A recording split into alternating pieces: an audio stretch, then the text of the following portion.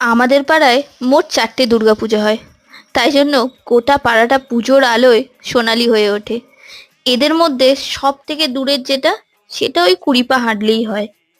আজ কিছু টুকটাক কেনার ছিল, তার সাথে উজানের দুটো হাফ প্যান্টও লাগবে। তাই আরো যাওয়া গড়িয়াহাট। বাজারের অবস্থা খুব খারাপ। পুজোর আগে কেনাকাটার জন্য গড়িয়াহাটে মানুষের যে ঢল নামে, সে যেন ঠাকুর দেখার মতন।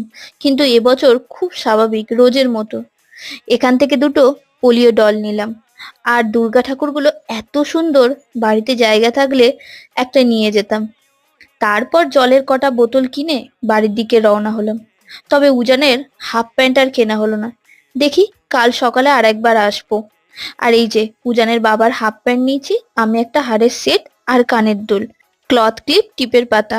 আর মায়ের বন্ধুর জন্য একটা কাজল, বাকি দুটো আমার। আর এই আলতা সিঁদুর গুলো আমাদের তিনজনের।